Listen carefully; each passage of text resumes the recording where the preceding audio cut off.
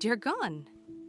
That was the only thing John heard as he knelt beside his wife's cold body, clutching her hands and refusing to let go. The nurse didn't have to repeat herself. I mean, she didn't have to. Her eyes already said what her voice couldn't say. And the weight of these words already sank deeper than anyone John had ever known. Sarah, who was his wife for 13 long years, and their first child were gone. Not because nature failed them, but because humanity did. John and Sarah were never born with silver spoons, but they had love. Their love grew in the cracks of hardship, and it was watered by shared struggles and fed by unwavering hope. Their families never approved to their love story, but after their families disowned them from marrying against their wishes, they found a shelter in the skeleton remains of an abandoned building on the outskirts of Lagos. It wasn't a home, but it became one filled with laughter, filled with echoing joy and sounds. From the cracks of the wall to the dusty corners of the abandoned building, they felt love. For 13 long years, they stayed together being childless. They carried the pain of childlessness like it was a hidden scar, but not for once did it dim their joy as they found peace and love in each other. Then one day, after waiting for a whole long 13 years, the miracle which they had stopped praying for arrived. Of course, Sarah was pregnant. A joy so profound for the both of them that it filled their eyes with tears. Tears that had run dry from so many hardships, so many tears for the past 13 years. Sarah was pregnant and they continued to live happy. Every kick, every craving, every flutter brought a new kind of hope. Joy walked menial jobs, running from errands to errands, trying to fix things, while Sarah sold akara at the junction where she made not so much, but they still were happy. They saved every dime they could raise from their menial trades, but all this amounted to nothing, as their savings could not prepare them for the storm ahead. In the final weeks of Sarah's trimester, there was happiness, but this happiness quickly turned into anxiety. Sarah's water broke.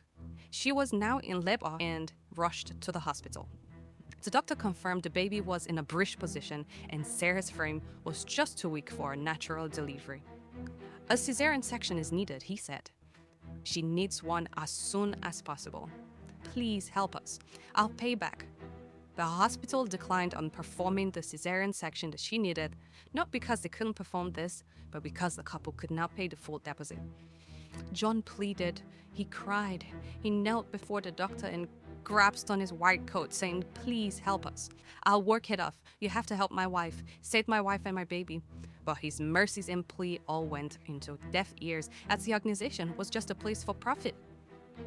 Because John and Sarah could not raise the funds, they were referred to a cheaper facility leagues away from the current facility where they were at. The wife was already in so much pain, and knowing that she was in great labor, they still pushed her out. Knowing that his plea had fallen into deaf ears, Joe immediately stood up and took action. He ran out of the hospital to hail a taxi. His wife Sarah was barely conscious. She was very weak at this time, and Joe immediately took her out of the hospital, placed her at the back of a taxi, and they left. He pleaded with the driver to hurry to the next facility as his wife was gradually fading away.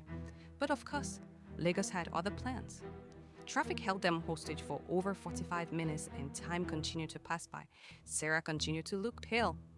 In desperation, John jumped out of the car and ran to the police checkpoint closest to them.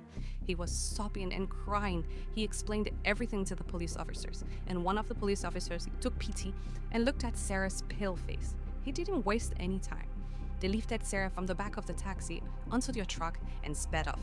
While driving away, they kept blaring the siren and screaming, "This is an emergency, this is an emergency," and they kept doing that for another 30 minutes on the road. But obviously, this was getting too late.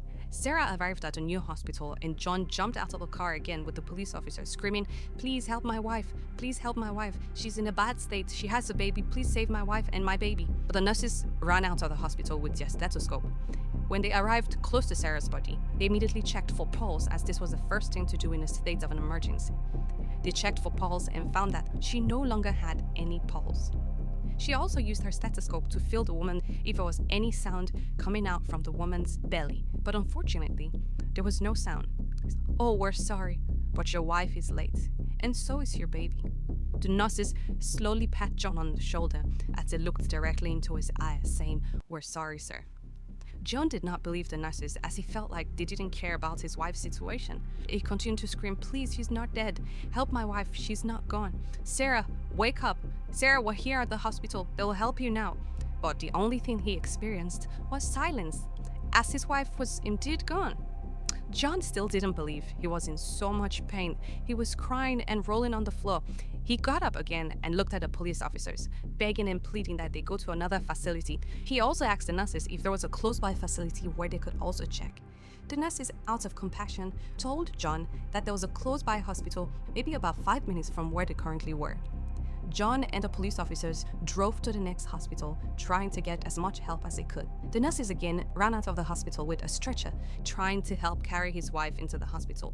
But again, they checked for her pulse and discovered that she didn't have any pulse. These words hit John so hard again as the nurses said, "We're sorry, sir. Your wife was brought in dead. There is no form of pulse in Sarah's body." These words hit John sharper than any knife that he had ever known. He was advised to take the baby and the mother to the nearest mortuary home. The nurses offered help with this. By then, the police officers who had helped John up to this point decided that it was time to leave, as they had to return to their duty post. John thanked them even while crying as they left. The nurses helped John to call the closest mortuary home to help move Sarah's body to the mortuary. When the mortuary attendant arrived after about 10 minutes of calling them, they had asked for a few documents, including police statement, so they could move the body. But John didn't have any police statement. He began to say, "Oh no, if the police officers who helped, they would have assisted with this." But the mortuary attendants paid no attention to John. John pleaded with the attendant several times, but this also fell to deaf ears. It began to feel like nature had another thing for John. John was unfortunately unlucky at this point. He decided that he was going to take his wife and the unborn baby, who were already dead, to his abandoned building. So he hailed a taxi, which took him all the way to his abandoned apartment in the outskirts of Lagos. It was already 8 in the evening, so John took his wife on his shoulder and he carried her into the apartment. He laid her on the mat where she would usually sleep and held her hand all through the night. He wrapped her with the blankets that she used and they shared together, but he didn't sleep. He cried all through the night and whispered to her the names that he had picked for the babies. He told her again how proud he was of her and how brave she had been all day long. In the quiet morning, while looking at his wife's lifeless body, he remembered that the officers who had helped him the other day had given him their number so he could reach out to them if he ever needed help from them again. So while trembling, John got up, he picked his phone and dialed the number of the officer who had helped them the previous day. He explained while still crying, as he still felt so much pain from his wife's demise. He explained to the officers that he couldn't take his wife to the morgue because the attendant had refused to take her simply because John did not have a police statement and there was no close-by police station at the time. So the police officer again offered their help, stating that they would assist John move Sarah's body to the morgue. A few minutes after the call, the officer who he had called drove down with a couple of colleagues to help him move Sarah's lifeless body to the mortuary. Upon arrival at the mortuary, the officer stood in for John and provided all the necessary documentation that he would need to deposit his wife at the mortuary. His wife was finally accepted into the mortuary. While they took her body away, John continued to cry. He didn't know what else to do. He was devastated. Of course, anybody who was in this situation would be devastated. After depositing her body at the mortuary, John decided to leave to go inform her family about what had happened. He also said he was going to inform his family he had lost his wife, who was pregnant and couldn't deliver because of the situation that happened. Of course, his wife of 13 years was gone, and their baby was gone too, and not because nature failed him, but because humanity did. John informed all his family members, who showed sympathy and arrived at his apartment to console the inconsolable John. His wife, Sarah, was laid to rest after a few weeks from her death.